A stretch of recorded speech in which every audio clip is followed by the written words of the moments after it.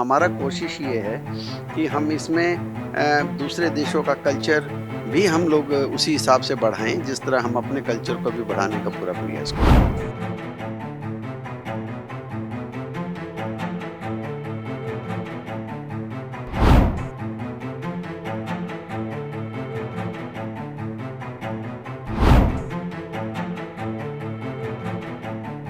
जो हमारे traditional games हैं, जो हमारे गाँव में खेले जाते हैं, हम बचपन में खेलते थे, उन उन खेलों के लिए अभी विश्व में कोई स्थान, कोई इकलौता प्लेटफ़ॉर्म नहीं है।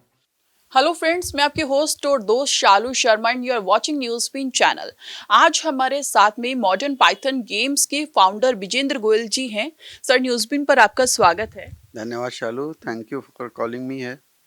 विजेंद्र जी, जैसा कि मैं आप देख पा रही हूँ, आप पाइथन गेम्स को लेकर काफी ज्यादा बिजी हैं।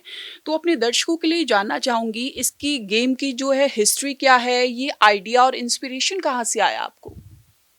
पाइथन गेम्स के बारे में अगर आप इतिहास में जाएँ तो ग्रीक की हिस्ट्री में 4 पैन हेलेनिक गेम्स होते थे, जिसमें ओलंपिक गेम्स पॉपुलैरिटी में सबसे नंबर 2 थे और पिथियन गेम्स को नंबर 2 पे जाना जाता था। जी। उस समय जो 4 पैन हेलेनिक गेम्स थे उसमें ओलंपिक, एस्थिमियन गेम, नामीबियन गेम्स और पिथियन गेम जो 4 गेम थे।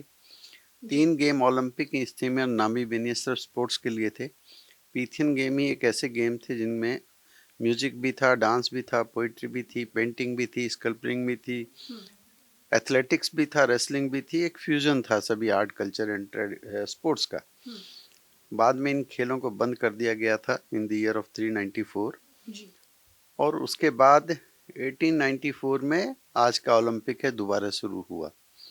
लेकिन ऐसे भी माइथोलॉजी है कि जो पिथियन गेम्स हैं वो ग्रीक के इतिहास में सबसे पुराने गेम्स में जाने जाते हैं, क्योंकि इनको गॉड अपोलो ने एस्टेब्लिश किया था। गॉड अपोलो म्यूजिक और प्रोफेसी के लॉ भगवान माने जाते हैं वहाँ पे। और बाकी तीनों खेलों को ओरेकल ऑफ डेल्फी, जिस जो ओरेकल ऑफ डेल्फी है वो गॉड अपोलो का ही एक स्थान था, उनके कहने से वहाँ के राजाओं ने शुरू किया। तो मेरा ऐसा मानना है कि इन तीनों खेलों की उत्पत्ति पिथियन गेम से ही हुई। उसमें ओलंपिक भी शामिल है, नामीबियन भी है, एस्तीमियन भी है। जी। लेकिन जब से ये खेल बंद हुए थे उनको पिथियन गेम्स के नाम पे कभी शुरू नहीं किया जा सका। ओलंपिक में भी प्रयास हुए थे उसी कॉन्सेप्ट को उठाने का, जिसमें आर्ट, कल्चर और स्पोर्ट्स का फ्यूजन बनाने की कोशिश की थी कोवेटिन ने 1912 से 1948 के बीच में। लेकिन वो कामयाबी उनको नहीं मिली और वो उनको अल्टीमेटली उनको ड्रॉप करना पड़ा। और ऐसे कुछ प्रयास कुछ और ऑर्गेनाइजेशंस ने भी डिफरेंट डिफरेंट तरीके से किए, लेकिन आर्ट, कल्चर और स्पोर्ट्स का फ्यूजन अभी तक नहीं हुआ। तो हमारा जो फोकस है वो ओलंपिक स्पोर्ट्स में एक एक्सक्लूसिव अपने स्पोर्ट्स को डील कर रही है। लेकिन अभी विश्व के लेवल पे अगर बात करें, आर्ट के लिए, आर्टिस्ट के लिए, हर जगह की डिफरेंट कल्चर्स के लिए, और जो हमारे ट्रेडिशनल गेम्स है जो हमारे गांव में खेले जाते हैं, हम बचपन में खेलते थे, उन उन खेलों के लिए अभी विश्व में कोई स्थान, कोई इकलौता प्लेटफॉर्म नहीं है। तो हमारा ये सोच था कि हम एक ऐसा ऑनलाइन ऑफलाइन प्लेटफॉर्म खड़ा करें कि जिससे हर आदमी को मौका हो, हर बच्चे को अधिकार हो, हर बूढ़े को, जवान को, बच्चों को अपने आर्ट को एक्सप्रेस करने का मौका मिले, अपने उन खेलों को दोबारा से अपने बचपन को जीने का मौका मिले, और हमारे जो आज की जनरेशन्स हैं उनको हमारे ट्रेडिशंस का पता चले। तो उनका एक एक उसी सपने के साथ हमने पिथियन गेम्स को शुरू किया। और जब इस कॉन्सेप्ट में हम आगे बढ़े तो पूरे विश्व में अगर आप बात करें, आज भारत के पास हॉकी, कबड्डी, कुश्ती, रेसलिंग, किसी भी गेम का जो इंटेलेक्चुअल प्रॉपर्टी राइट है, ट्रेडमार्क अगर बोलते हैं विश्व का, किसी का हमारे पास नहीं है जो हमारे अपने गेम्स है। ये पहली बार है जब हिंदुस्तान ने पिथियन गेम्स के ग्लोबल इंटेलेक्चुअल प्रॉपर्टी राइट्स को एक्वायर किया है। जी। सर, पिथियन गेम्स एक नई चीज शुरू करने से पहले कई सारी चुनौतियां होती है, आपको क्या कुछ फेस करना पड़ा? ये चुनौतियाँ होती हैं जब शुरू में आप शुरू करते हैं तो लोग हंसते हैं कि आप क्या सोच रहे हो। एक सपना आप देखते हो, फिर उसको सपने को हकीकत में पिरोना एक अलग, उससे अगला बड़ा चैलेंज होता है। तो मुझे खुशी इस बात की है कि हमारे प्रयास के साथ साथ भाग्य ने भी और भगवान ने भी हम लोगों का साथ दिया। तो जैसे ही हमने कॉन्सेप्ट डेवलप किया तो मुझे डेल्फी इकोनॉमिक फोरम जो राष्ट्रपति हैं ग्रीस की, उनकी अध्यक्षा हैं, उनके निमंत्रण पे मुझे ग्रीस जाने का मौका मिला और उन वहाँ पे ऐसी जगह जहाँ पिथियन गेम्स का कभी जन्म हुआ था, उसी जगह इस कॉन्सेप्ट को मुझे बताने का मौका मिला 2022 में। और उसके बाद हमने 2023 में दिल्ली में दिसंबर 2023 में इन खेलों को एक फेस्टिवल के तौर में रिवाइव करने का मौका मिला और मुझे खुशी है कि उस फेस्टिवल में करीबन 22 कंट्रीज़ ने हिस्सा भी लिया। और अभी जो हम एक अगला जो नेक्स्ट हमारा इवेंट है वो 12 से 15 दिसंबर के बीच में पंचकुला चंडीगढ़ में है, हरियाणा में है। और मेरा ऐसा मानना है कि यहाँ से एक विश्व को एक नया रूप मिलेगा कि कल्चरल गेम्स कैसे खेले जाएंगे, क्योंकि मेरा जो पिछला प्रयास था वो एक फेस्टिवल के तौर पे था, लेकिन पंचकुला से हम लोग विश्व को ये बताएंगे कि कल्चरल गेम कैसे खेले जाते हैं, इसमें डांस में कंपटीशन कैसे होगा, सिंगिंग में कैसे होगा, हमारे ट्रेडिशनल गेम्स में कंपटीशन कैसे होगा। हम जो आर्ट कल्चर और इसके सेलिब्रेशन को और ट्रेडिशनल गेम्स के सेलिब्रेशंस को कंपटीशन में तब्दील करके पूरे विश्व को दिखाएंगे। अच्छा सर, जो ये पिथियन गेम्स है ये इंडियन टैलेंट और ये जो कल्चर है उसको कैसे सपोर्ट और प्रमोट करता है? मैंने आपको जैसे ही बताया, हमारा फोकस ही है कि हम अपने आर्ट को, अपने कल्चर को, ट्रेडिशनल गेम्स को बढ़ाएं। ना सिर्फ इंडिया की बात है, यहाँ पूरे विश्व की बात है, क्योंकि अभी तक इंडिया का आर्ट कल्चर और ट्रेडिशनल गेम्स हमारे देश में ही नहीं हम लोग रिवाइव कर रहे हैं, तो विदेशों में तो फैलाने का बहुत सवाल ही अभी हम लोगों को नहीं करना। तो हमारा कोशिश ये है कि हम इसमें दूसरे देशों का कल्चर भी हम लोग उसी हिसाब से बढ़ाएं जिस तरह हम अपने कल्चर को भी बढ़ाने का पूरा प्रयास करेंगे। अच्छा, बाकी देशों का इस गेम को लेकर क्या रिस्पॉन्स रहा था, क्या रिएक्शन आया था?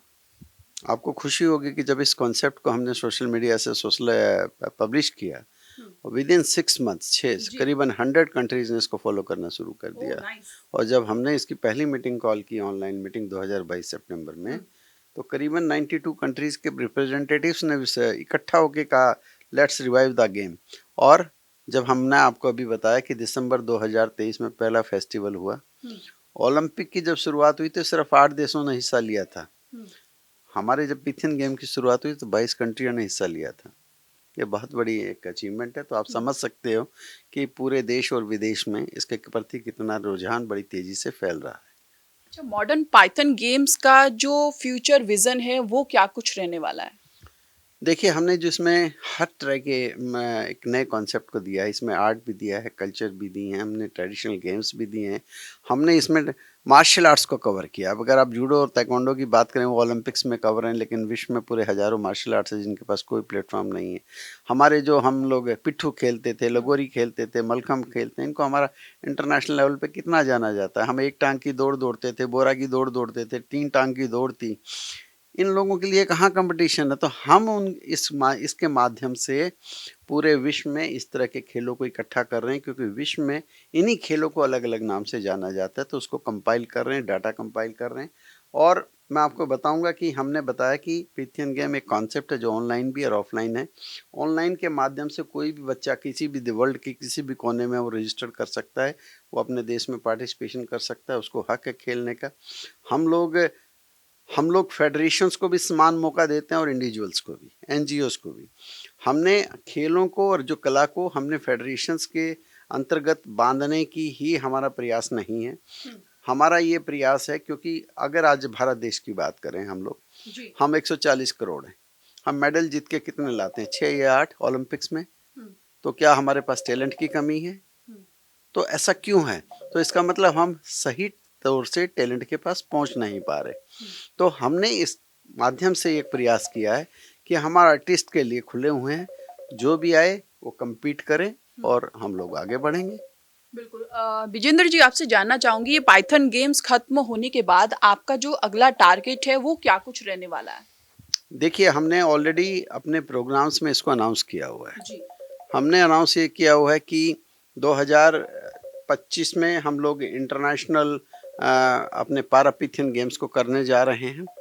और दिसंबर 2026 में हम लोग यूथ गेम्स को करने जा रहे हैं। और 2027 में मैंने पहले ही अनाउंस किया है कि हम लोग पहले पीथियन गेम्स जो ओलंपिक की तरह गेम्स होंगे, जी। वो ग्रीस में एथेंस में हमारा करने का प्रोग्राम है, उसके लिए हम लोग पूरा प्रयास कर रहे हैं।